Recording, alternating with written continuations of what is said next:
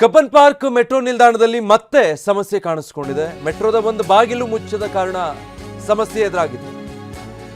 Purple line ನಲ್ಲಿ ನೇರಳೆ metro ರೈಲು ಸಂಚಾರದಲ್ಲಿ ತಾತ್ಕಾಲಿಕ ವಿಳಂಬ ಆಯಿತು. 17 ನಿಮಿಷ ಮೆಟ್ರೋ ರೈಲು ಸಂಚಾರದಲ್ಲಿ ವ್ಯತ್ಯಯ ಆಗಿದೆ. ಒಂದು ಮೆಟ್ರೋ ರೈಲಿನ ಸಮಸ್ಯೆಯಿಂದ 5 ಮೆಟ್ರೋ ರೈಲುಗಳ ಸಂಚಾರ ವಿಳಂಬ ಆಗಿರೋದು. ಅದೇ ಹಳಿಯಲ್ಲಿ ಅದು ಕೆಟ್ಟು ನಿಂತಿದ್ರಿಂದ ಅಂದರೆ ಡೋರ್ ಕ್ಲೋಸ್ ಆಗ್ತಾ ಇರಲಿಲ್ಲ.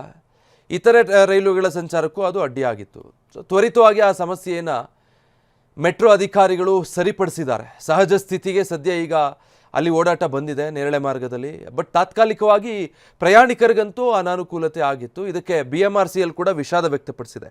ಯಾಕಂದರೆ ಪ್ರತಿ 5 ನಿಮಿಷಕ್ಕೆ 10 ನಿಮಿಷಕ್ಕೆ ಹೀಗೆ ಅಲ್ಲಿ ರೈಲುಗಳ ಸಂಚಾರ ಇರುತ್ತೆ. ಅದನ್ನೇ ಅವಲಂಬಿಸಿ ಸಾವಿರಾರು ಸಂಖ್ಯೆಯಲ್ಲಿ ಜನ, ಲಕ್ಷಾಂತರ ಸಂಖ್ಯೆಯಲ್ಲೇ ಓಡಾಡ್ತಾರೆ ಬೆಂಗಳೂರಲ್ಲಿ.